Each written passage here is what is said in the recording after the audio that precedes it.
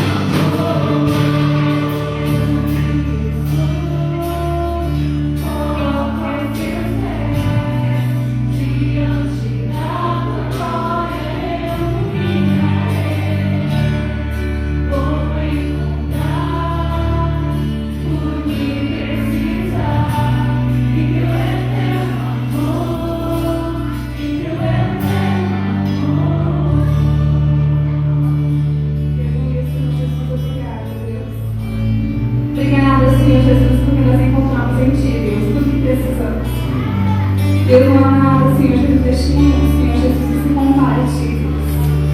Vamos falar, Senhor Jesus, com o último cântico nesta noite. Os irmãos, com a oportunidade de irmão, Senhor Jesus, neste momento. A gente vai cantar uma música nova, um hino novo, que fala a respeito de santidade. O Senhor Jesus, Ele se sacrificou por nós. O Senhor Jesus, Ele se doou por nós. Nós estamos lembrando nesta noite o sacrifício do Senhor Jesus. Nós queremos agradá-lo. Não como Ele fez, porque não tem como, mas nos doando a nossa vida ao Senhor Jesus, viver em santidade. Vamos louvar o Senhor Jesus nesse cântico, com todo o nosso coração. Não sei se alguns conhecem, mas que vocês meditem nesse hino, porque a letra da música realmente é muito profunda. O Senhor Jesus fala no nosso coração essa noite.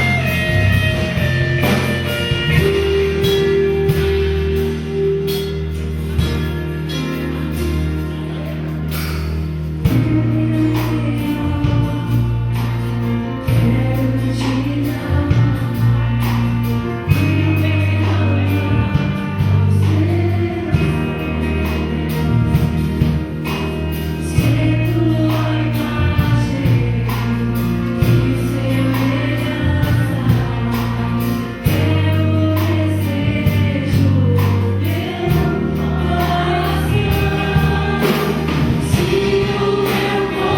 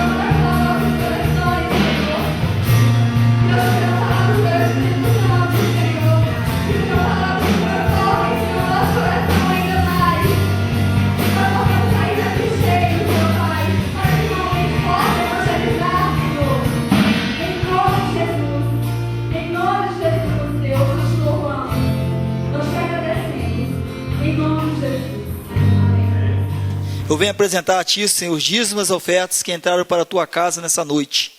Venho te agradecer, Senhor, pelos recursos que eu tenho concedido à Tua casa.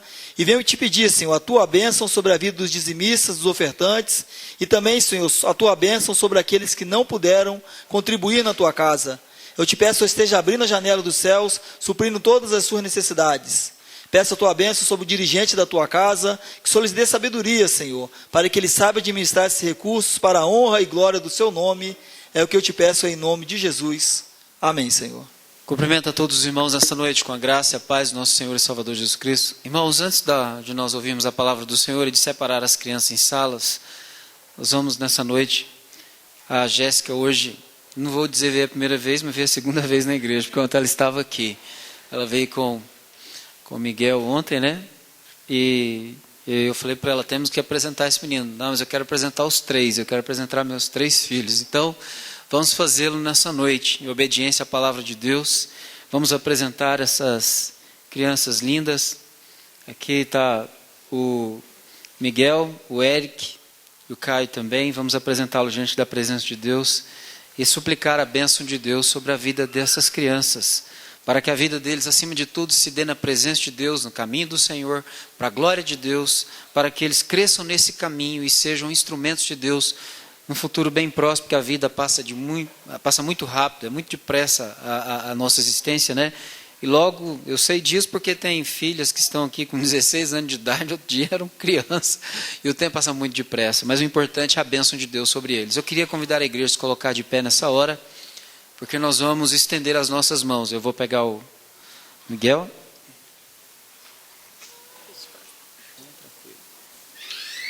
Eu ainda não perdi o traquejo, olha que coisa boa. Coisa boa, amém? Vamos orar, estenda suas mãos para cá. Vamos apresentar essas crianças diante do Senhor.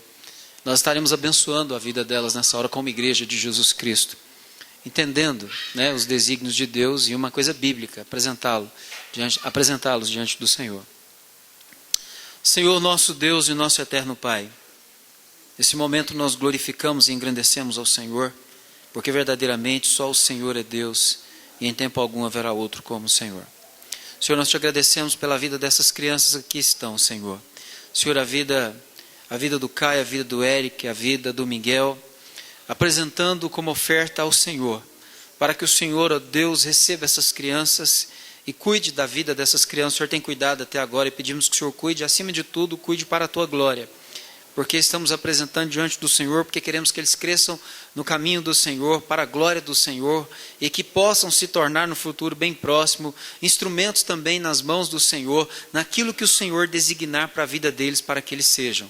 Senhor, seja num trabalho secular, ou seja até mesmo no ministério para a glória do Senhor, o Senhor pode abençoar e usar grandemente a vida dessas crianças. A Tua igreja aqui junto, ó Deus, nessa noite, estende as Suas mãos e abençoa a vida dessas crianças diante da Tua presença, crendo acima de tudo na Tua mão estendida e na bênção do Senhor sobre a vida delas. Abençoa a vida da Jéssica, dê a ela graça diante da Tua presença também, para educá-los no caminho do Senhor, Pai, fazendo com que eles cresçam na Tua presença para a Tua glória. Nós aqui como igreja diante da Tua presença, os abençoamos para a glória do Senhor, em nome de Jesus. Amém. Glória a Deus.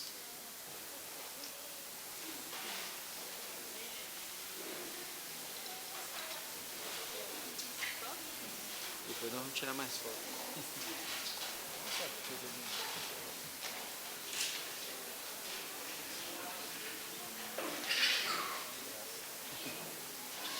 As crianças agora podem ir para suas salinhas, amém?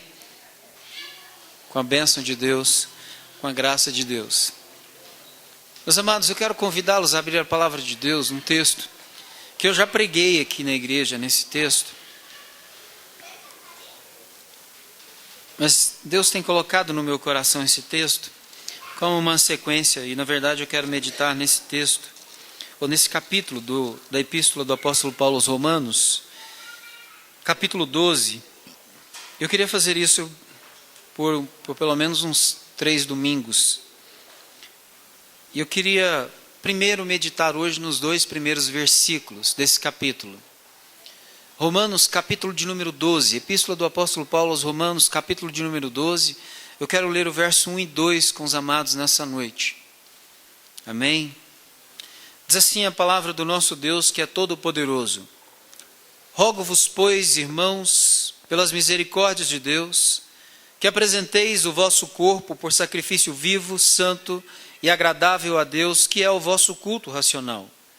E não vos conformeis com este mundo, com este século, melhor dizendo, mas transformai-vos pela renovação da vossa mente, para que experimenteis qual seja a boa, agradável e perfeita vontade de Deus. Amém? Vamos ler todos juntos? 2 versículos só, perfeitamente possível. Rogo-vos, pois, irmãos, pelas misericórdias de Deus, que apresenteis o vosso corpo por sacrifício vivo, santo e agradável a Deus, que é o vosso culto racional. E não vos conformeis com este século, mas transformai-vos pela renovação da vossa mente, para que experimenteis qual seja a boa, agradável e perfeita vontade de Deus. Vamos orar. Senhor nosso Deus e nosso eterno Pai, nós estamos aqui nesta noite, uma vez mais, reunidos diante da Tua presença, como igreja do Senhor Jesus Cristo, para Te bendizer, Te exaltar e Te adorar, para engrandecer o Teu nome, porque só o Senhor é Deus e em tempo algum haverá outro como o Senhor. Deus da nossa vida, Deus, ó Pai, que nos resgatou em Cristo Jesus e nos chamou para viver uma vida para a glória do Senhor sobre a face dessa terra. E para que nós possamos realizar o Teu plano, o Teu propósito, nós precisamos conhecer, ó Pai, a Tua palavra e compreender a Tua palavra para que através dela nós possamos servir ao Senhor nesse mundo. Então, Senhor, nessa noite, para a Tua glória, em nome de Jesus, dá-nos a Tua palavra. Fala rica e poderosamente ao nosso coração, edificando a nossa vida e a nossa fé na presença do Senhor, para a Tua glória. Nós rogamos assim como igreja, em nome do Senhor Jesus. Em nome do Senhor Jesus. Meus amados irmãos, esse capítulo, esse começo de capítulo, que nós lemos, mas o capítulo 12 de Romanos, ele é uma nova etapa na carta, porque o apóstolo Paulo, quando ele escreve essa epístola aos Romanos, do capítulo 1 até o capítulo de número 11, ele traz para os romanos aquilo que nós chamamos de um conteúdo teológico excelentíssimo, maravilhoso, precioso, profundo. Então, do capítulo 1 ao capítulo de número 11, o apóstolo Paulo dá para nós fundamentos da nossa fé cristã, que alguns na história, como o próprio Dr. Mark Lloyd Jones, diz que se nós perdêssemos a Bíblia toda e conservássemos a epístola dos Romanos, o Evangelho estaria preservado. Para a gente ter uma ideia da profundidade dessa epístola. Porque do capítulo 1 ao capítulo de número 11, o apóstolo Paulo vai demonstrar para a igreja dos Romanos e para nós que estamos aqui meditando nessa carta hoje, o que o Senhor Jesus Cristo fez, mostrando primeiro qual era a nossa condição diante dele, o que o pecado fez com a nossa existência, mas o que o sacrifício do Senhor Jesus fez em nosso favor, para que nós fôssemos livres do domínio do pecado sobre a nossa vida, para que nós fôssemos verdadeiramente livres. Mas quando nós aprendemos a palavra de Deus, e isso nós precisamos ter em mente, nós não precisamos aprender a palavra de Deus simplesmente para ter conhecimento intelectual. A palavra de Deus é algo que quando nós conhecemos, nos leva à ação. Porque a palavra de Deus é viva, porque a palavra de Deus é eficaz. Então, quando nós aprendemos a palavra de Deus, quando nós entendemos algumas das linhas da palavra de Deus, ou quando chega até nós algum tipo de entendimento da doutrina, ou entendimento teológico, aquilo que o Senhor nos ensina, isso geralmente vai nos levar a um certo tipo de atitude em relação àquilo que nós conhecemos. Então a palavra de Deus não é meramente para eu adquirir conhecimento, para saber o que está escrito, mas é acima de tudo para eu saber a partir do que está escrito o que eu tenho que fazer. Qual é a minha responsabilidade a partir do momento que eu entendo, a partir do momento que eu compreendo. Então, o apóstolo Paulo, ele terminando então a parte do conhecimento e que eles têm que compreender com a mente, ele chama eles na partir do capítulo 12, ou exorta eles a responsabilidade que eles têm agora em relação ao que eles sabem, em relação àquilo que ele passou para eles como conteúdo teológico, como entendimento da fé que eles professam no Senhor Jesus. Então ele chama eles à responsabilidade. E o primeiro tipo de responsabilidade que o apóstolo Paulo chama os romanos é em relação à responsabilidade que eles devem ter com a própria vida como parte do corpo do Senhor Jesus Cristo. Nós bem sabemos que nós fazemos parte da igreja, que nós somos o corpo do Senhor Jesus Cristo sobre a face dessa terra. Não é verdade? Mas nós somos membros tanto de um corpo, como somos individualmente membros desse corpo. Então significa que Deus é o Deus da igreja, mas Ele também é o Deus pessoal, o Deus da vida de cada um de nós, que quando recebemos a palavra, nós entendemos que temos uma responsabilidade enquanto corpo, enquanto igreja, mas também temos uma responsabilidade individual quando nós vivemos nesse corpo. Porque nós não estamos o tempo todo congregados como nessa noite. Nessa noite estamos juntos. Nessa noite estamos congregados, estamos reunidos, estamos juntos aqui nessa noite. Mas quando terminar esse momento de culto público que nós estamos aqui para prestar ao Senhor, nós voltaremos para as nossas casas, nós voltaremos para os nossos afazeres, voltaremos para a nossa vida cotidiana, a vida dentro do nosso lar, a vida no trabalho, a vida na escola, a vida nos relacionamentos. Nós voltamos para essa realidade e nós passamos a maior parte do tempo nelas. Mas mesmo vivendo nessas responsabilidades, mesmo vivendo menos tempo congregados como estamos aqui, mas mais tempo nessas atividades da vida, o que se espera de nós é que a nossa vida não seja diferente quando nós estivermos nesses lugares do que ela é quando nós estamos aqui nesse lugar de culto público. Aqui estamos num lugar de culto público, mas nós sabemos que culto não é uma coisa que nós prestamos simplesmente nesse momento que aqui estamos. Culto é, acima de tudo, uma questão de como nós vivemos diante da presença de Deus para a sua glória. Culto não é algo que eu venho realizar a Deus nesses momentos de domingo de manhã ou domingo à noite, mas culto é todo o momento da minha vida vivida diante da presença de Deus para a sua glória. Em todos os momentos. Em tudo que eu faço, em tudo que eu leio, em tudo que eu coloco a mão, em tudo que eu trabalho, em tudo que eu estudo, a minha vida é para a glória de Deus, a nossa vida como igreja é para a glória de Deus. Então o apelo que o apóstolo Paulo vai fazer aqui, nesse verso 1 e 2, diz respeito ao relacionamento que nós devemos ter, especialmente conosco mesmo, e isso em relação a Deus. A nossa relação com Deus pessoal. Como que eu devo cuidar da minha vida para que a minha vida exista para a glória de Deus? Como eu devo cuidar especialmente desse corpo, porque é através desse corpo que Deus me deu sobre a face dessa terra, que deve resplandecer a glória de Deus nesse mundo através da nossa vida. Então esse corpo tem que ser um instrumento para a glória de Deus. Esse corpo tem que ser um lugar onde Deus é adorado, pessoalmente, mas aonde também Ele é glorificado quando eu vivo a minha vida. Quando nós vivemos a nossa vida no mundo, o que se espera é que através da nossa vida, do nosso corpo, quando eu digo nosso corpo, é o nosso ser integral aí também, o corpo ele é composto de olhos, ele é composto de nariz, ele é composto de boca, ele é composto de mãos, ele é composto de ouvidos, ele é composto de membros, de braços, de pernas. Então, o meu corpo deve existir para a glória de Deus. O meu corpo deve ser instrumento para a glória de Deus. Significa que os meus olhos têm que serem colocados em coisas que, acima de tudo, glorificam a Deus. Os meus ouvidos precisam estar atentos para não deixar entrar na minha vida, através deles, qualquer coisa que não glorifique a Deus. A minha boca, eu preciso tomar cuidado para que não saia dela coisas que não glorifiquem a Deus. Então eu preciso tomar um grande cuidado com o meu corpo. E é sobre o corpo que o apóstolo Paulo está falando, no cuidado que nós devemos ter com a nossa própria vida, para termos uma relação pessoal com Deus que o glorifique, para que o nosso culto a Deus pessoal funcione de fato e de verdade para a sua glória. Quantas pessoas só entendem culto quando vêm à igreja, quando vem a um lugar onde há uma reunião pública e que nós iremos adorar a Deus? Mas essa não é a ideia bíblica de culto. A ideia bíblica de culto é a vida na presença de Deus. E Paulo vai exortar os irmãos a isso então, porque ele diz assim: rogo-vos, pois, irmãos. E aí ele mostra o fundamento do seu clamor. E o fundamento não só do seu clamor, mas o fundamento também desse culto. Nós precisamos parar e pensar no fundamento que foi lançado para que nós estivéssemos aqui nessa igreja nessa noite.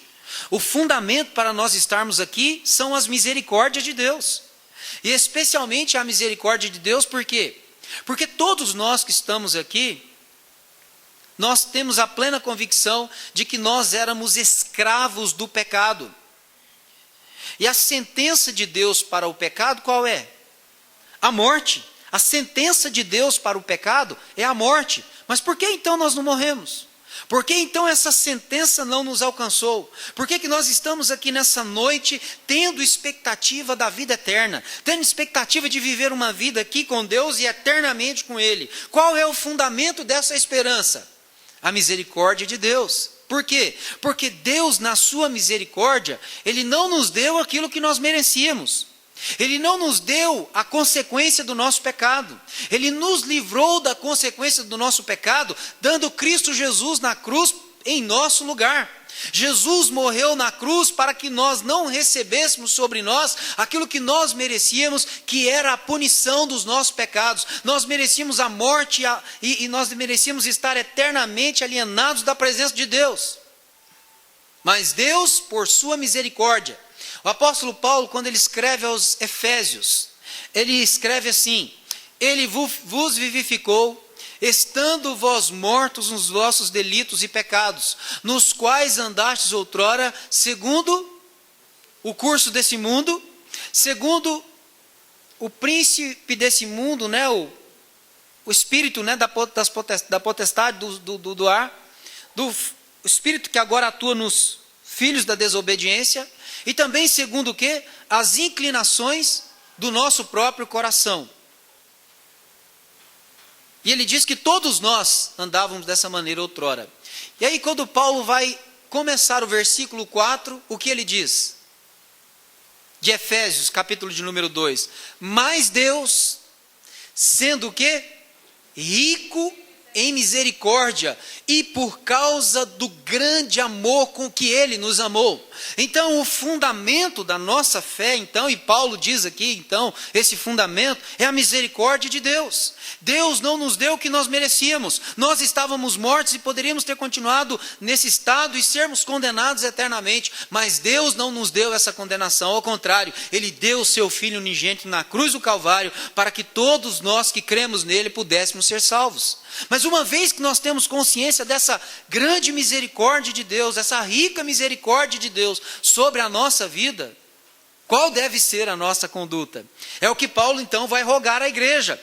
Olha, rogo-vos pelas misericórdias de Deus. Significa o quê? Levando em consideração o que Deus fez por nós. O feito do Senhor Jesus Cristo na cruz do Calvário pela nossa vida, levando em consideração a graça de Deus, essa misericórdia infinita de Deus, de nos libertar do peso da culpa, do pecado sobre as nossas vidas. Pensando em tudo isso, ele diz assim: apresentem o corpo de vocês por sacrifício vivo, santo e agradável a Deus. Veja bem, quando nós lemos o Antigo Testamento, quando nós lemos Levíticos, Deus ali estabeleceu os sacrifícios que eram para ser realizados como oferta pelo pecado nas suas várias vertentes. Em cada coisa que fosse pecado contra Deus, haveria um tipo de sacrifício que deveria ser feito diante de Deus, para que aquele sacrifício fosse recebido diante de Deus como sacrifício de aroma suave, e Deus aceitasse aquele sacrifício e as pessoas pudessem receber de Deus vamos dizer, o perdão do pecado. Embora o sacrifício não satisfizesse plenamente a justiça de Deus, mas era Deus que havia estabelecido. Mas todos aqueles sacrifícios que foram estabelecidos eram sacrifícios mortos. Por quê? Por exemplo, o holocausto, quando ele era feito, se queimava sobre o altar o animal até o final. Era um sacrifício morto, não é verdade? Era um sacrifício morto, porque depois Deus, até mesmo em obediência, aceitava a oferta do ofertante. Mas o fato é que aquele sacrifício era morto. Agora, o sacrifício que Deus quer de nós é como o sacrifício do Senhor Jesus. Porque o sacrifício do Senhor Jesus foi um sacrifício vivo. Por quê? Porque embora ele tenha experimentado a morte, ele ressuscitou. Amém? Ele ressuscitou e ele está agora vivendo à direita de Deus. E como nós bem sabemos pela palavra de Deus, ele intercede por nós. Não é verdade? Então o sacrifício de Jesus não foi um sacrifício morto. O sacrifício de Jesus, ele deu a vida, é verdade, ele morreu. Mas ao terceiro dia ele ressuscitou. Então ele ofereceu a Deus um sacrifício vivo.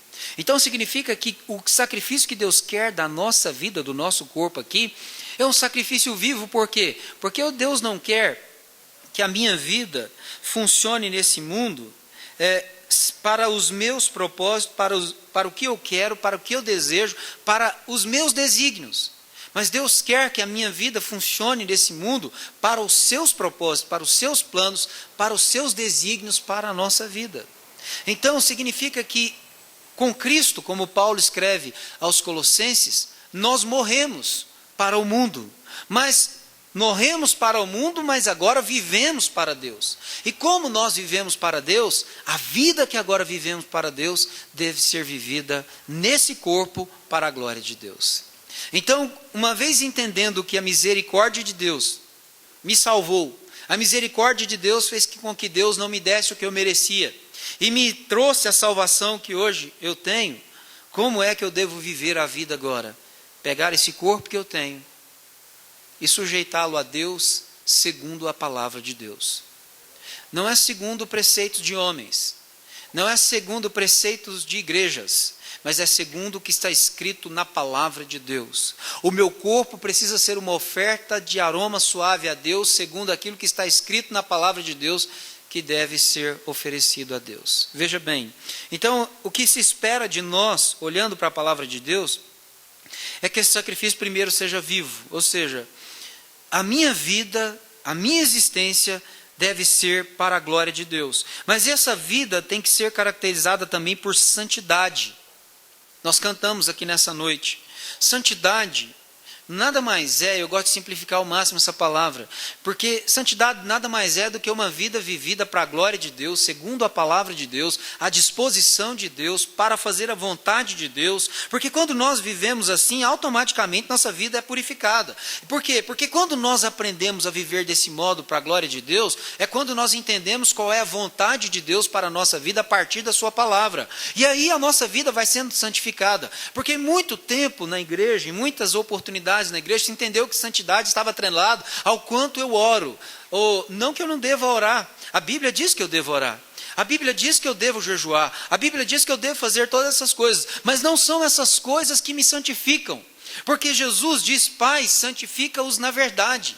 A tua palavra é a verdade. A santidade na vida passa pelo entendimento da palavra de Deus e a disposição de colocá-la em prática na vida. Aí entra a questão de se orar e de se jejuar, mas não é essas coisas tendo uma finalidade a partir delas, muito pelo contrário.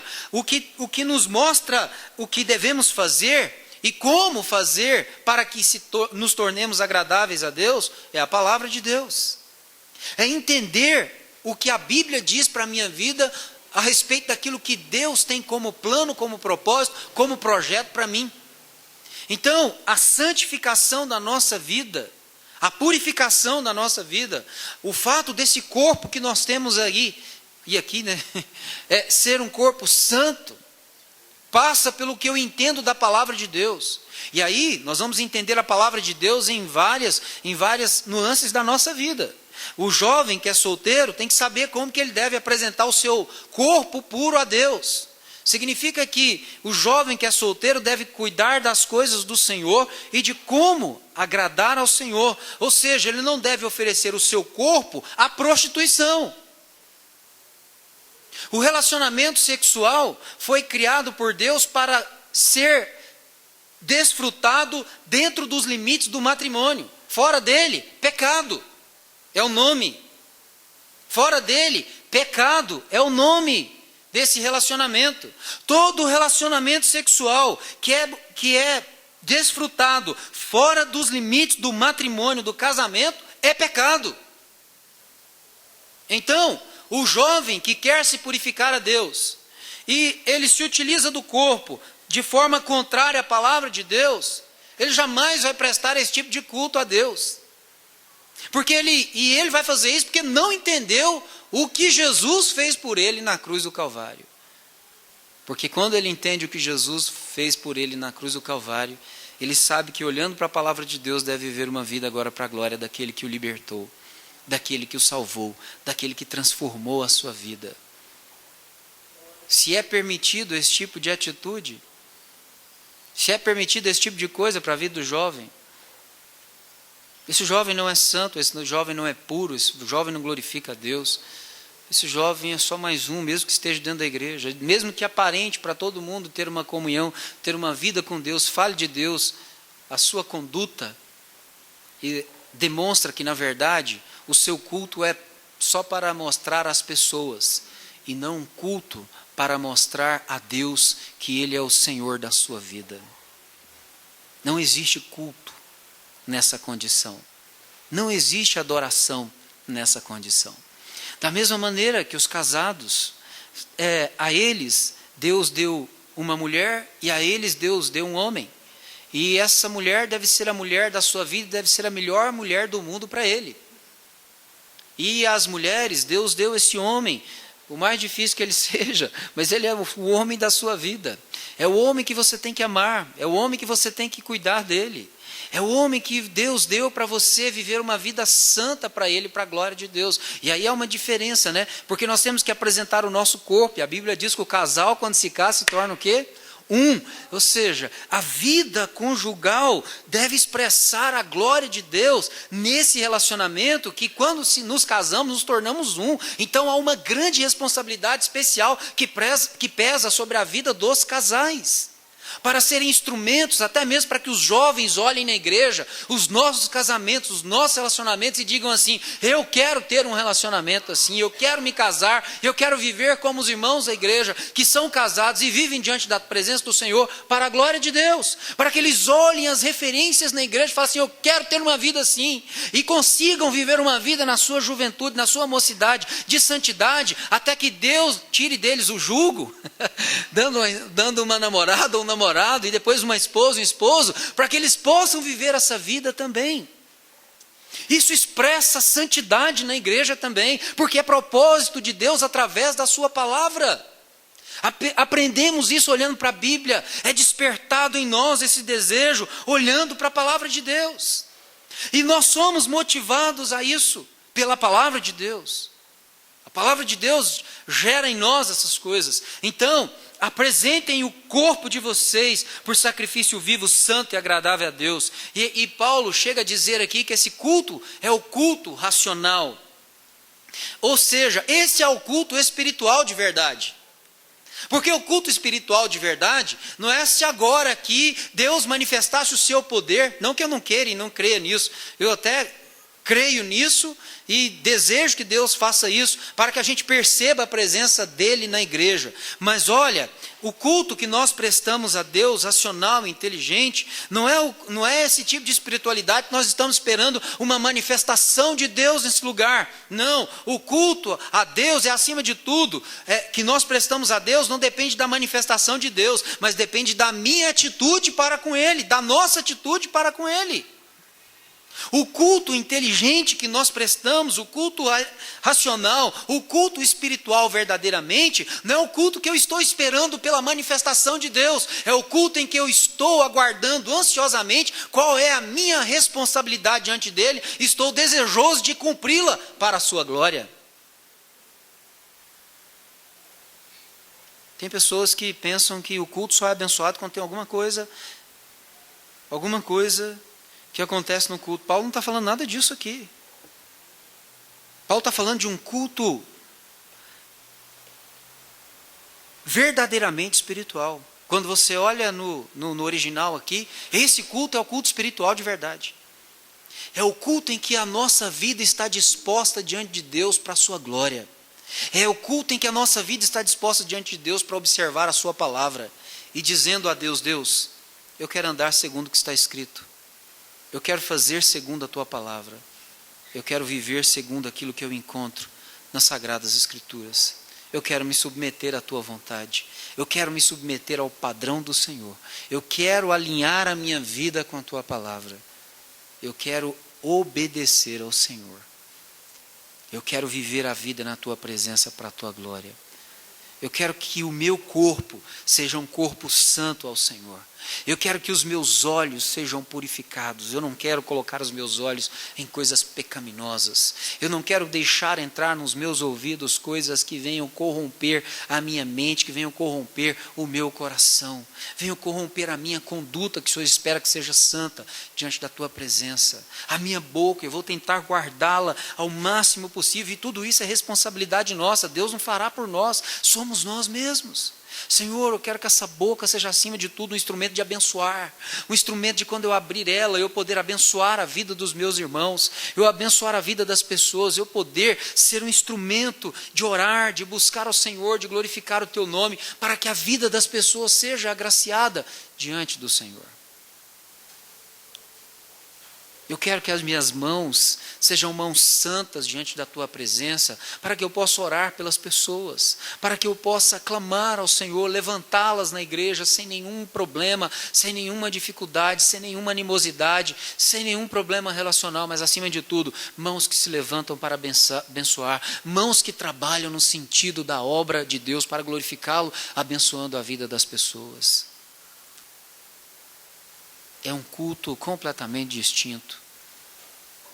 É um texto aparentemente simples, mas profundo, porque ele fala que esse é realmente o culto em que nós agradamos a Deus. E ele continua, e aqui existe um detalhe ou um problema em vista.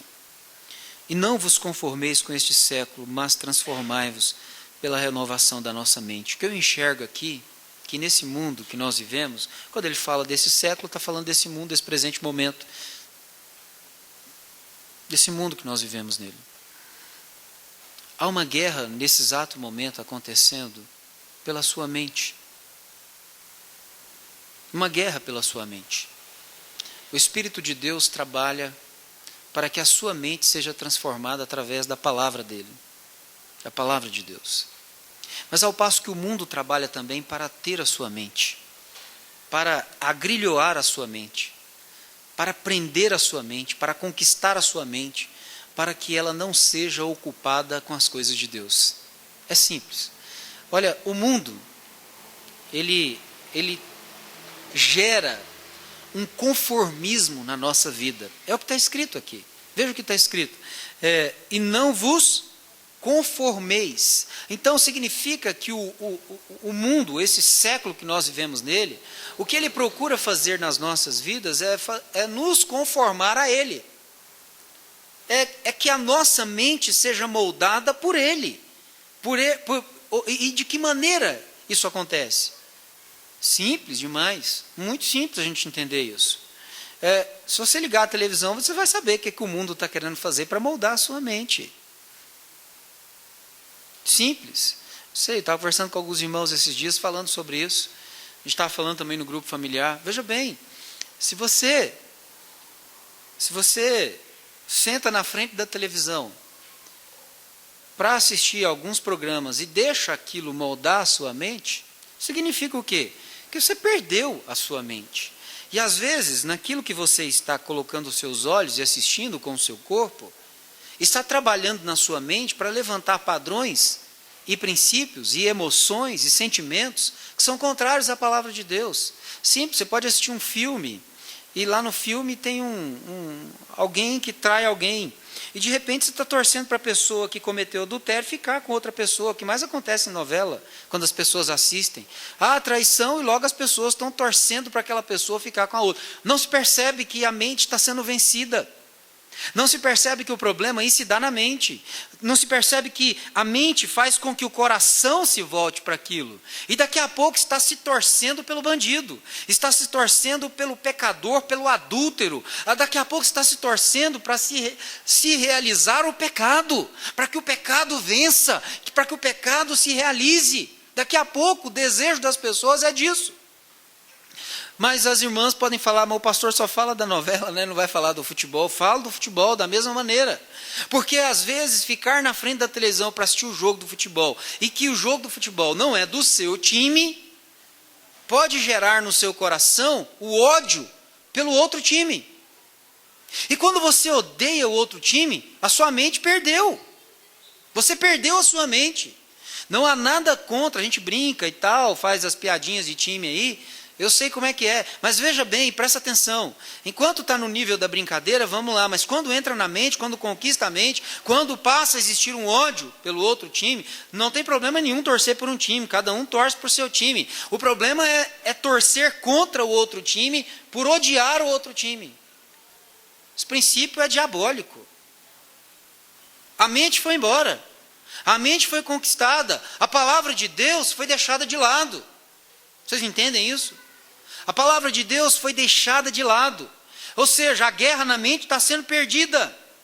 E a gente às vezes não percebe que são coisas simples. São coisas simples que entram no nosso coração. E aí daqui a pouco nós estamos com a alma toda enrolada, embaraçada, cheia de tranqueiras. Por quê? Porque não percebemos que essas coisas nunca são vistas de forma passiva.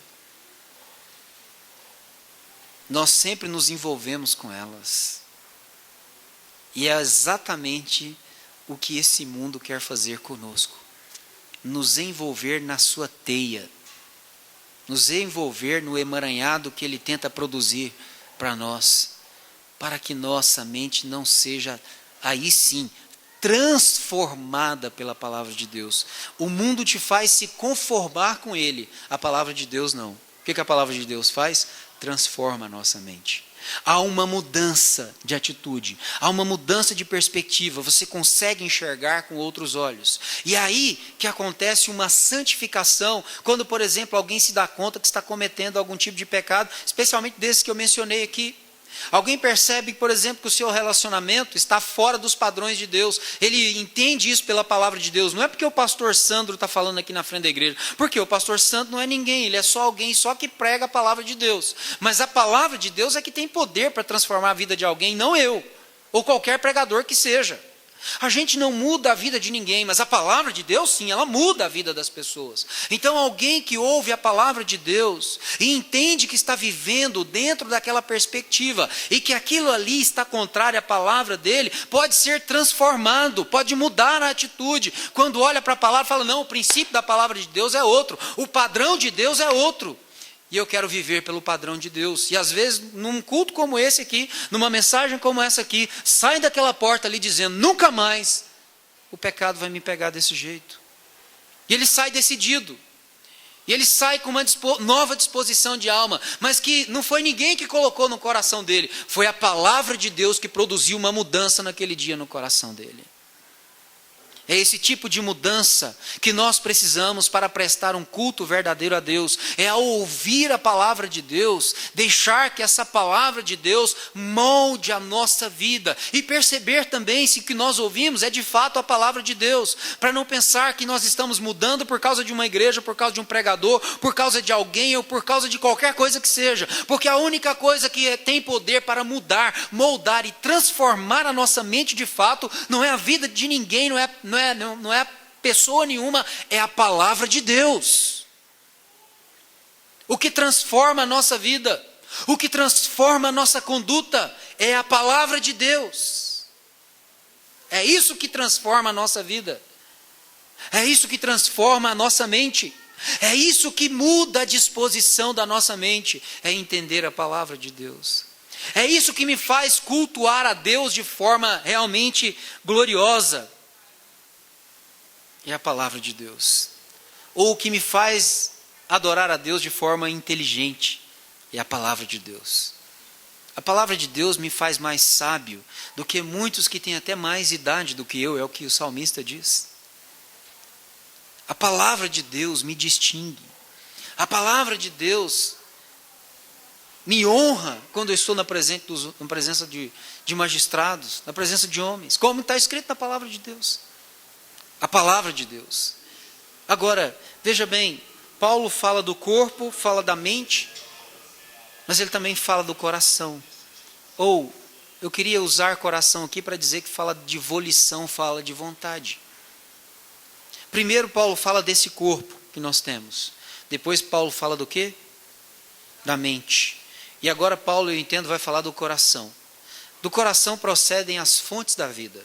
Ele não vai usar a palavra coração aqui, mas ele vai usar uma coisa aqui, preste atenção. Mas transformai-vos pela renovação da vossa mente. Para quê? Para que experimenteis qual seja a boa, agradável e perfeita vontade de Deus. Se ele está falando que a gente precisa experimentar a vontade de Deus, significa que nós precisamos então abrir mão do quê? Da nossa própria vontade. Se eu preciso experimentar a vontade de Deus, se é necessário que eu experimente na minha vida a vontade de Deus, significa que não é a minha vontade que importa, mas a vontade de Deus para a minha vida. Então, o culto que nós precisamos prestar a Deus, segundo a sua palavra, que lhe seja agradável, esse culto pessoal, é um culto que envolve corpo, mente e coração, alma, vontade, volição. E a nossa vontade precisa ser conquistada nesse culto pela vontade de Deus. Mas a maneira da nossa vontade ser conquistada pela vontade de Deus, olhando para esse texto, qual é? Primeira coisa é oferecer o nosso corpo como sacrifício a Deus. Deus, esse corpo vai ser para a tua glória. As minhas mãos vão ser para a tua glória, os meus olhos vão ser para a sua glória, minha boca vai ser para a sua glória, o meu viver, aonde eu conduzir esse corpo, aonde eu levar esse corpo, aonde eu for com ele, Senhor, me ajuda, porque eu quero que ele seja para a tua glória. Senhor, a minha mente eu também quero que seja para a sua glória. E aí é um cuidado que cada um de nós vai ter que ter. Veja bem que Paulo está falando, como ele está exortando, a responsabilidade aqui é absolutamente nossa. Paulo não está dizendo que Deus vai fazer com que você se apresente o seu corpo santo. Deus não vai fazer com que a sua mente fique sã. E nem Deus vai fazer com que a sua vontade seja mudada. Mas o que está escrito aqui é que Paulo está rogando para que eles, da igreja dos romanos, façam isso. Quem tem a responsabilidade de fazer isso são eles. Uma vez que eles foram alvo da misericórdia de Deus, uma vez que foram alcançados pela salvação de Jesus Cristo nas suas vidas, a responsabilidade de conduzir a sua vida cristã para a glória de Deus é de cada membro individualmente do corpo. Paulo está dizendo, rogo a vocês. Ou seja, essa responsabilidade está nas mãos de vocês, de apresentarem o corpo de vocês por sacrifício vivo, santo e agradável a Deus. A responsabilidade de não se conformar com esse presente século, mas fazer o quê? Transformar pela renovação da mente, o que depende de quê? Da nossa vida. Ou seja, é você que escolhe o que vai ver. É você que escolhe o que vai assistir. Ninguém diz para você que você não deve ver. Ninguém diz para você, veja isso ou não veja isso. Agora, quando você está disposto a viver uma vida para a glória de Deus, se você colocar os olhos numa coisa que desagrade a Deus, o Espírito Santo vai falar ao seu coração naquele exato momento.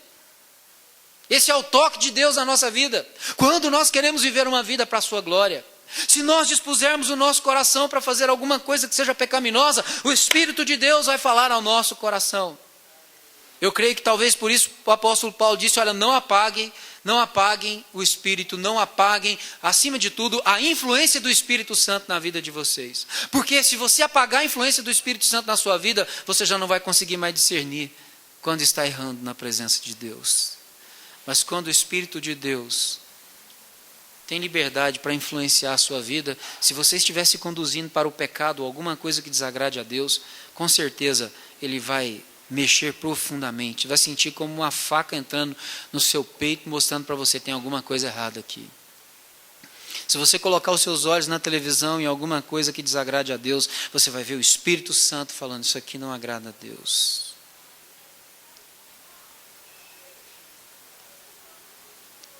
E aí a atitude de continuar ou de parar é sua, é minha, é nossa. Entendendo que nós fazemos parte do corpo do Senhor Jesus Cristo. E nós não poderíamos pegar um membro do corpo de Jesus e oferecer ao pecado. Membro do corpo de Jesus tem que ser oferecido à santidade. E isso envolve, como eu disse, corpo, mente, coração, alma, vontade. Paulo está dizendo, para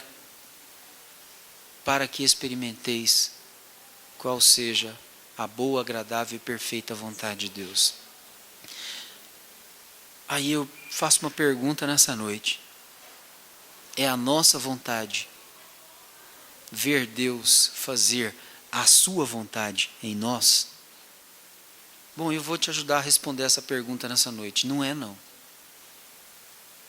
Lembra do texto que eu preguei a semana passada e aquele texto de Gálatas que está escrito? Digo, porém, andai no Espírito, e jamais satisfareis a concupiscência da carne. Porque a carne milita contra o Espírito, ou seja, a carne faz guerra contra o Espírito, e o Espírito, por sua vez, faz guerra contra a carne, para que a gente não faça o que porventura seja o quê? Do nosso próprio querer. A nossa vontade não é essa. Naturalmente não.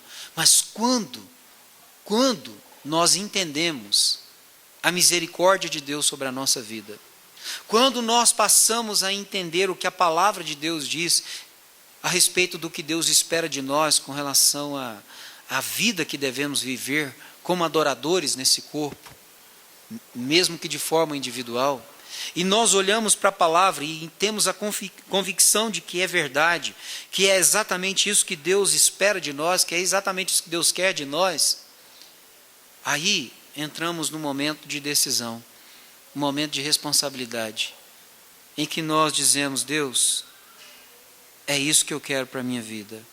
Ou a gente continua resistindo aos apelos de Deus ao nosso coração. É simples. Aqui, na adoração, a guerra é pelo nosso coração. Porque o lugar onde nós oferecemos os nossos sacrifícios de louvor ao Senhor não são nessa igreja aqui, nesse templo que nós estamos nele. O lugar onde você e eu, nós oferecemos os nossos sacrifícios de louvor a Deus, é no nosso coração. O altar, na verdade, não é esse lugar onde eu estou pregando nessa noite, não. O altar, na verdade, é o seu, é o meu coração. É o lugar onde Deus é glorificado. O primeiro lugar onde Deus é engrandecido. Significa isso, então, que quando a gente se reúne aqui, esse culto público aqui tem que ser uma extensão daquilo que eu já faço no meu coração diariamente. Por exemplo, eu tenho que chegar aqui no domingo para cultuar com os irmãos, e isso tem que ser resultado da vida de culto que eu vivi durante a semana, no meu próprio coração a Deus, disponível nas mãos dEle, disposto para Ele, para fazer a sua vontade, para glorificar a Ele. Sabendo que durante toda a semana eu tive uma grande guerra, a minha mente foi assediada várias vezes com várias coisas para eu me distanciar do Senhor. Por algumas eu fui vencido, tive que pedir perdão a Deus, porque eu não queria aquelas coisas na minha vida, eu não quero que aquilo caracterize e molde a minha vida, e a gente chega aqui com essa mesma disposição: Senhor, eu quero servir ao Senhor, quero andar na Tua presença, e agora, nesse momento reunido com os meus irmãos, eu quero prestar um culto público ao Senhor junto com eles. Eu quero cantar louvores junto com a congregação. Às vezes alguém chega na igreja e a gente fica pensando, eu sei disso porque às vezes o grupo de louvor fica pensando, eu já faço parte de grupo de louvor há muitos anos, né? E algumas reuniões que eu já tive de grupo de louvor, as pessoas diziam: olha, acho que o nosso louvor não foi muito bacana, acho que a nossa vida está legal, não precisamos orar, porque a igreja ficou muito apática quando a gente estava louvando a Deus. O problema não é o grupo de louvor que está na frente. Pode até ser que alguém no louvor esteja com algum problema, alguma dificuldade, mas o problema não é. O problema é que nós chegamos à igreja e parece que uma apatia toma conta de nós na hora de nós celebrarmos, na hora de cantarmos ao Senhor, na hora de expressarmos louvor ao Senhor. É porque não é o momento, é a vida. Porque quando a nossa vida está existindo para a glória de Deus, nós estamos dispostos na sua presença a fazer a sua vontade, a nos entregar diante da sua presença, e queremos Deus, desejamos ardentemente por Ele, e buscamos viver essa vida de culto que está proposta nesses 2 versículos para nós. A hora que nós chegamos aqui é uma celebração, é um momento maravilhoso, é glorioso, é o momento de nós chegarmos aqui e expressarmos com alegria o louvor diante da sua presença. Nós visualizamos Deus quase que de forma real, de forma material diante de nós. Nós percebemos que a presença dele nessa igreja é absolutamente real, que nós estamos aqui não é lançando palavras em cânticos ao vento, mas estamos lançando essas palavras diante de um Deus que é todo poderoso, a quem nós queremos engrandecer, a quem nós queremos exaltar com toda a nossa vida, com todo o nosso ser. É simplesmente uma extensão da vida chegar aqui e dar todas essas coisas ao Senhor. Entendem? Ou seja, a preparação para o culto público passa pelo culto pessoal que eu presto a Deus durante a semana. E quando eu venho para cá no fim de semana, eu celebro a Deus. Quando eu vou, nós temos nossos grupos familiares. Quando estamos nos grupos familiares, chegamos ali, é mais um momento de celebrarmos também a Deus. Celebramos a nossa comunhão no grupo, celebramos o louvor, celebramos a palavra, celebramos no momento de comunhão, onde nós partimos o pão juntos ali. Ou seja, a nossa vida existe para a glória de Deus. Nós estamos dispostos a pegar a nossa vida e alinhar ela realmente naquilo que o Senhor quer para a nossa vida. Entendem então, irmãos, por que nossos cultos públicos não são mais animados? É porque a nossa vida pessoal também não é mais animada. Mas quando a nossa vida pessoal é influenciada por Deus, e nós estamos dispostos a cultuar a Deus com o corpo, com a mente, com a nossa vontade, com a nossa disposição, e conseguimos nos render, nos entregar a Deus dessa maneira, vocês vão ver, a gente vai chegar aqui nessa igreja, como muitos testemunhos nós já ouvimos, você vai ver que quando cantarmos ao Senhor será diferente, quando nós expressarmos diante de Deus as nossas orações será diferente, você vai perceber a presença de Deus nesse lugar. Vai perceber a realidade de Deus num culto como esse. Sem muita forçação de barra. Por quê? Porque não vai ser algo do momento, vai ser algo que é simplesmente uma extensão da vida. É o culto pessoal que culmina no culto público e aí há a manifestação gloriosa de Deus. Aí sim, você percebe. Mas não é que Deus não se manifeste, é porque às vezes nós não percebemos. Mas aí quando viemos nessa disposição, aí nós percebemos. Aí Deus passa a ser uma realidade como cada um desses irmãos que estão sentados junto conosco nessa noite são para nós. Aí nós percebemos a sua presença nesse lugar. Amém? Que Deus nos dê graça. O desafio desses 2 versículos é viver uma vida de culto pessoal a Deus. Um culto desde quando você se levanta até quando você se deita de novo para descansar. Uma vida voltada para Deus. Uma vida para a glória de Deus. É isso que Paulo está rogando. Apresentem a vida de vocês como um culto a Deus. Desde a alva até o anoitecer. Desde o primeiro momento até o último do dia. Como deve ser caracterizada a nossa vida desde o primeiro momento dela, em que nós conhecemos a graça de Deus, até o dia em que nós vamos partir para a glória eterna do Senhor Jesus. Que nessa noite nós possamos pensar esse culto que Deus espera de nós, esse culto pessoal, essa vida pessoal de adorador. E que Deus nos motive o coração para viver uma vida ardente pessoal por Ele, inflamada por Deus, pela Sua palavra, pela oração, pelo jejum, por essas coisas todas que a palavra de Deus nos leva, mas especialmente pela Sua palavra. Porque a palavra de Deus, quando arde em nosso coração, faz que todas essas outras coisas estejam presentes. Amém? Vamos orar a Deus e passar depois a ministração da ceia. Senhor, nosso Deus e nosso eterno Pai, obrigado, Senhor. Obrigado, Deus eterno, Deus maravilhoso, Deus poderoso, pela Tua palavra. Nós te adoramos e bendizemos porque a Tua palavra é viva, é poderosa, é eficaz. E o Senhor tem nos dado a Tua palavra nesse lugar. Nós pedimos ao Senhor que o Senhor nessa noite, para a Tua glória, venha falar ao nosso coração. Mais do que aquilo que nesse momento pode ser falado. Continua a falar. Continua a nos edificar. Senhor, isso aqui é só uma porção perto daquilo que o Senhor ainda pode falar nesse texto aos nossos corações e nos dar entendimento. Isso não é nada, é muito pouco perto de tudo aquilo que o Senhor ainda pode nos dar esclarecimentos a respeito desse texto que nós lemos e meditamos nessa noite. Por isso que eu te peço, Senhor, fala ainda mais ao nosso coração. Desperta a nossa vida para uma vida voltada para o Senhor, para a glorificação do Teu nome, para nos prostrarmos aos Teus pés, para vivermos diante da Tua presença, para a Tua glória, para nós sermos, ó Pai, instrumentos nas Tuas mãos, para nós termos essa vida de culto verdadeiramente, Senhor, que vai desembocar nessa comunhão aqui, nesse culto público e no serviço ao Senhor para a Tua glória. Senhor, seja propício a nós. Nos abençoe diante da tua presença. Nos fortaleça, Senhor. Nos fortaleça. Nos dê graça diante da tua presença nessa noite para a tua glória. Nós te agradecemos pela tua palavra e por esses momentos diante da tua presença. Em nome do Senhor Jesus Cristo. Em nome de Jesus. Amém? Vamos dar início à celebração da ceia com a nossa leitura em 1 Coríntios capítulo 11, a partir do verso 23. Assim nos diz a palavra do Senhor. Porque eu recebi do Senhor o que também vos entreguei, que o Senhor Jesus, na noite que foi traído, tomou o pão, e tendo dado graças, o partiu e disse: isto é o meu corpo que é dado por vós, fazei isto em memória de mim. Por semelhante modo, depois de haver ceado, tomou também o cálice, dizendo: este cálice é a nova aliança no meu sangue. Fazei isso todas as vezes que o beberdes em memória de mim. Porque todas as vezes que comerdes este pão e beberdes o cálice, anunciais a morte do Senhor até que ele venha. Por isso, aquele que comer o pão ou beber o cálice do Senhor indignamente, será réu do corpo e do sangue do Senhor. Examine-se, pois, o homem a si mesmo, e assim coma do pão e beba do cálice. Pois quem come e bebe sem discernir o corpo, come e bebe juízo para si. Eis a razão porque há entre vós muitos fracos e doentes, e não poucos que dormem.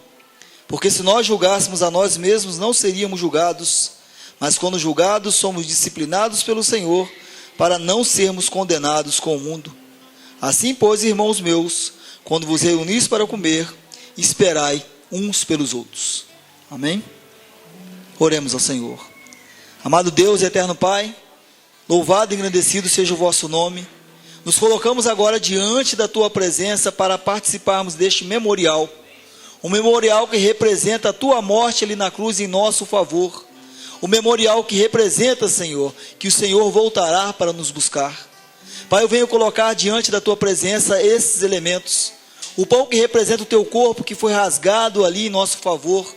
E o cálice, Senhor, que representa o teu sangue que foi derramado, nos redimindo de todo o pecado. Eu te peço que o Senhor venha consagrar esses elementos para que agora possamos estar participando. É o que eu te peço em nome de Jesus.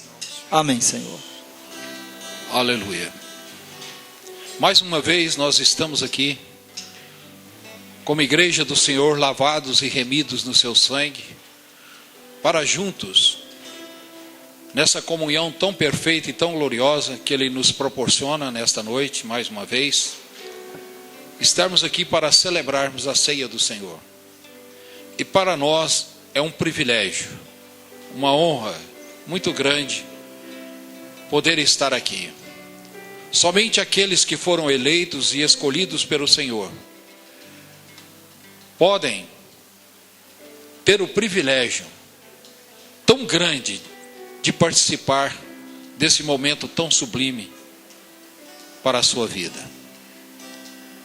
E nesse momento nós estamos aqui com o pão, que simboliza o corpo de Jesus, que foi rasgado ali na cruz do Calvário por nós. Através do sacrifício vicário de Jesus na cruz do Calvário, através do oferecimento dele, do seu corpo, por nós, como nós vimos na leitura da palavra de Deus.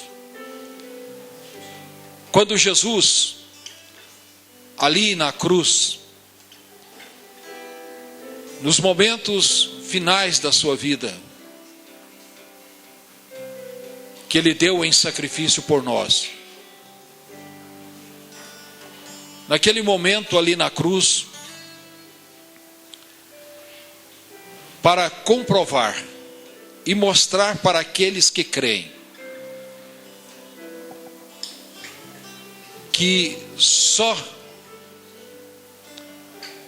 nós que cremos podemos ter tão grande privilégio como esse. Foi no momento em que Jesus estava ali na cruz que Ele rendeu o Espírito, Ele entregou o Espírito. Ele disse: Pai, nas tuas mãos eu entrego o meu Espírito. E Ele expirou. Então alguns dos oficiais romanos dos sumos sacerdotes que estavam ali perto da cruz, olhando, se admiraram, porque ele já havia expirado. Porque dos dois que foram crucificados junto com Jesus, eles quebraram as pernas para que eles pudessem pender o tórax e morrer mais rapidamente asfixiados. Mas Jesus é o Cordeiro Imaculado de Deus. Nenhum dos seus ossos seriam quebrados. Ele foi apresentado a Deus sem nenhum defeito, como o Cordeiro Pascal. E naquele momento, um dos oficiais romanos, dos soldados romanos, para confirmar a morte de Jesus, ele pegou a sua lança e traspassou Jesus. E na hora que ele traspassou Jesus, naquele momento, diz a palavra do Senhor, que saiu sangue e água. E o apóstolo João, o evangelista e apóstolo João disse, provando ser verdadeiro o seu testemunho, porque o seu sangue é que nos purifica de todo o pecado. E ele disse, eu sou a água da vida, e todo aquele que tem sede, vem a mim e beba. Aleluia! Por isso, nesta noite, nós estamos aqui mais uma vez, celebrando a ceia do Senhor. E neste momento, como eu sempre digo aqui, nós não estamos fazendo somente perante vocês que estão aqui, mas perante as coisas invisíveis que nós não estamos vendo. Anjos, potestades, principados, arcanjos, serafins, estão agora nos contemplando neste momento, nesse pequeno recinto, aquilo que nós estamos realizando aqui. E nós estamos confirmando perante eles que nós não somente cremos no sacrifício de Jesus, mas que nós não esquecemos jamais do seu sacrifício, porque estamos aqui celebrando mais uma vez a ceia do Senhor. Amém?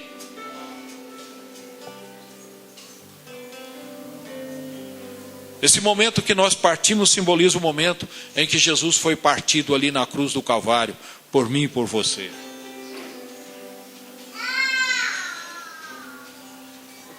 Eu quero dizer o seguinte, que todos aqueles que estão aqui conosco e são membros de uma igreja evangélica e que querem participar conosco, estão convidados a participar conosco da ceia do Senhor. Isto se você está em plena comunhão com a sua igreja. Se você já foi batizado e está em plena comunhão com a sua igreja, você é convidado. Se não, eu queria lhe pedir que você se assente para ficar mais fácil a distribuição do pão. Amém?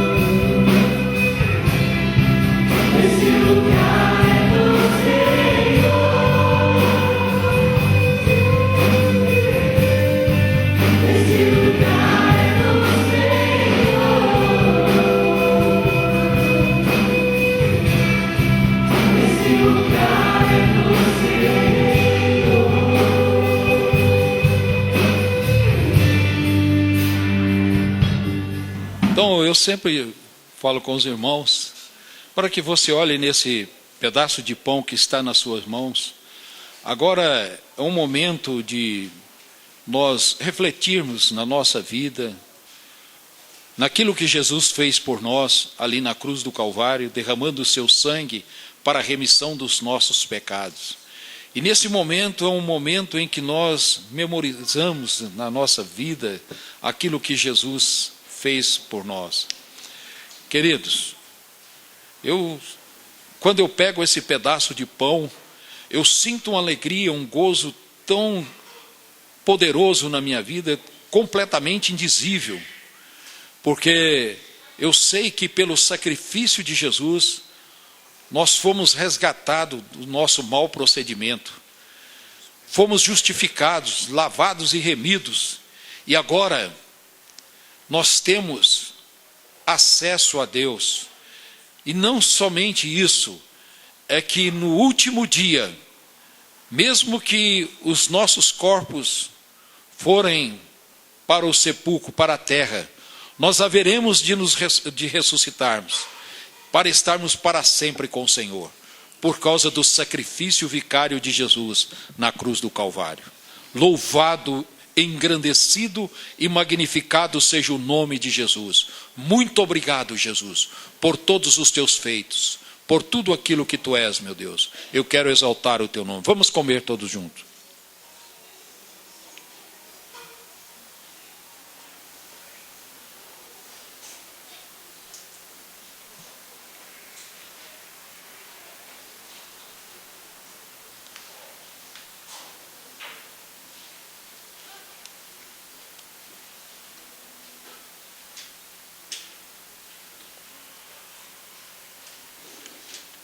Glória a Deus. A palavra do Senhor Jesus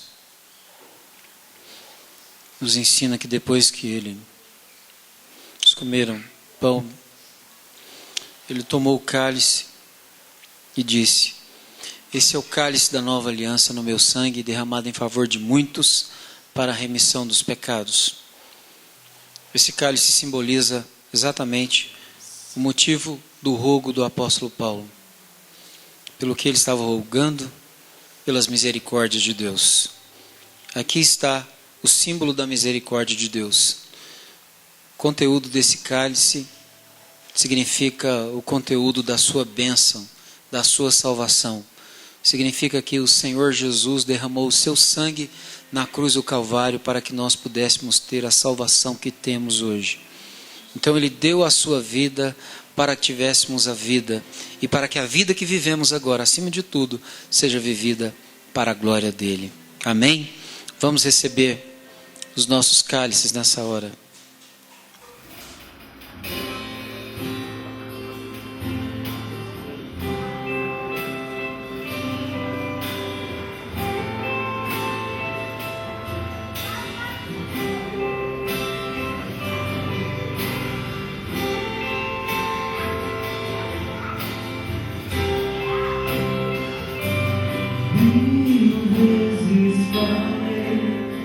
Permaneces em mim, sua misericórdia e graça é a mesma, Deus eterno, planos pra sempre brilhará, sua glória incomparável é sem igual.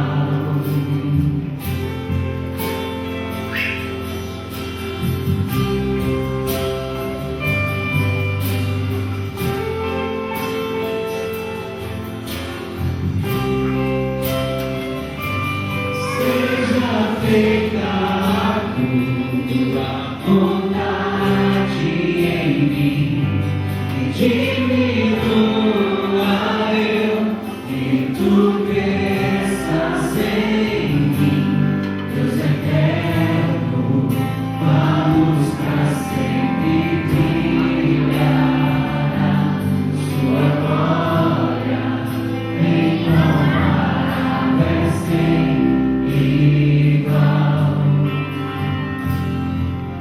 O meu coração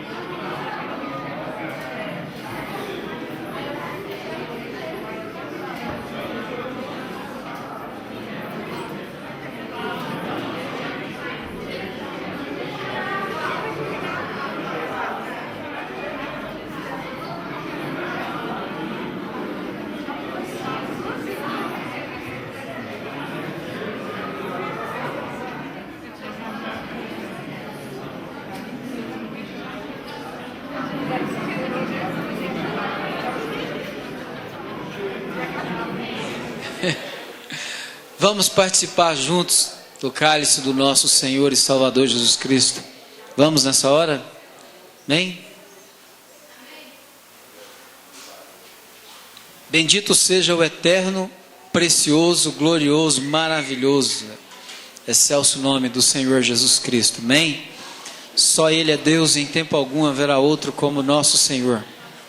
Bendizemos o seu nome santo. Amém? Os irmãos se assentem por um minuto, só por um minuto. A gente não tinha o hábito, não tinha o hábito de fazer essas coisas. Mas agora, organizados como igreja, vamos tentar organizar todas as coisas, né? Procurar apresentar as pessoas que nos visitam, porque é uma honra para nós sempre tê-las conosco. Eu queria pedir aos irmãos que estão nos visitando nessa noite, por favor, para se colocarem em pé, só para a igreja conhecer e saudar vocês. Como é que é o nome, por favor? Oi? Idemar. Larissa e Idemar. Então nós temos aqui um casal nos visitando e temos... É o Raimundo, né? E como é que é o nome? Como? Antônio? Raimundo e Antônio. Irmãos, vamos saudá-los nessa noite como igreja do Senhor Jesus? Sejam bem-vindos em nome do Senhor Jesus. Volte sempre, essa casa é de Deus e nós amamos vocês. Amém. Aleluia. Pastor Cláudio é extremamente receptivo. Ele é assim, espontâneo. Não faz isso forçado, não. Isso é dele. Ele é espontâneo. Ele é extremamente receptivo. Amém? Vamos orar nessa hora. Vamos, irmãos, antes de orar, só dizer, irmãos, ontem foi a organização, emancipação, estabelecimento da igreja aqui. Agora nós somos a Igreja Batista Nacional Antioquia, uma igreja emancipada. Não somos mais congregação da Igreja Batista Central de Anápolis. Então, ontem nós tivemos aqui a solenidade de emancipação, culto de emancipação também, e nós tivemos um jantar. Só que, graças a Deus, como a medida aqui tem sido recalcada, sacudida e transbordante, ficou muita comida. E aí o que aconteceu? Nós vamos jantar de novo hoje aqui, amém? Quem gostou, diga amém aí. Aleluia. Então todos estão convidados. Por favor, não saia ao término do culto. Vamos jantar juntos aqui. Tem estrogonofe de frango, carne ao molho madeira, salada de macarrão e arroz. Tá bom, não tá? Glória a Deus, aleluia. Então vamos jantar todos juntos nessa noite aqui. Não saia apressadamente. Vamos orar agora e depois vamos esperar para chegar o jantar. O jantar já está sendo colocado ali, tá? Então vamos orar. Vamos colocar em pé. Senhor, nosso Deus e nosso eterno Pai, nós engrandecemos, exaltamos e adoramos o Teu nome, porque verdadeiramente só o Senhor é Deus, em tempo algum haverá outro como o Senhor, Deus da nossa vida, Deus da nossa salvação, a quem nós lembramos uma vez mais diante da Tua presença nessa noite. Ó Deus, fazemos memória do sacrifício do Senhor Jesus na cruz do Calvário, em cumprimento da Tua palavra, mais uma vez nessa noite aqui. Clamamos também nessa hora, Senhor, pelo Teu favor sobre aquelas vidas que se encontram enfermas, acamadas, passando por momentos difíceis e que semanalmente temos orado aqui pedindo a Tua bênção sobre elas. Pai, em nome de Jesus, vai de encontro a cada um deles na sua carência, na sua necessidade. Nós damos graças ao Senhor, ó Pai, por aqueles que estão restabelecidos também, que o Senhor foi com eles nos momentos difíceis, nos momentos em que passaram por cirurgia. Pai, em nome de Jesus, damos graças ao Senhor pela vida de cada um desses que o Senhor abençoou e trouxe novamente para o nosso convívio, para que pudéssemos continuar congregando sobre a face da terra para a Tua glória. Oramos por aqueles que nesse momento aqui têm algum pedido de oração também e colocam nesse momento diante da Tua presença, clamando o Teu favor, Tua graça e Tua bênção sobre a vida desses irmãos que clamam ao Senhor o seu favor. Pedimos ao Senhor que abençoe esse primeiro dia da semana em que nós estamos aqui diante da Tua presença e todos os outros dias da semana, a fim de que eles sejam vividos na Tua presença para a Tua glória, segundo aquilo que nós temos aprendido pela Tua palavra. Que possamos ser abençoadores aonde nós estivermos, seja, Senhor, na nossa casa, seja nos relacionamentos que temos, no trabalho, na escola, aonde estivermos, dá-nos a graça de sermos abençoadores para a glória do Senhor, porque é nisso que o Senhor nos transformou em Cristo. Pai, abençoa essa semana de trabalho, que seja profícua e acima de tudo para a Tua glória. Abençoa esse momento que estaremos depois do jantar retornando aos nossos lares. Livra-nos de todo mal, de todo acidente, todo incidente. Leva-nos na Tua paz, leva-nos na graça do Senhor, em nome do Senhor Jesus. Livrando-nos de tudo, ó Pai, para a glória do Senhor, em nome de Jesus. E que o amor de Deus, o nosso eterno Pai, que a graça salvadora e santificadora do nosso Senhor Jesus Cristo, que a comunhão e as consolações do Espírito Santo seja com todo o povo de Deus, aqui em toda a face da terra, agora e para todos sempre. Amém. Deus abençoe os irmãos, mas não vão ainda. Vamos jantar juntos e depois vamos em paz em Cristo Jesus. Amém.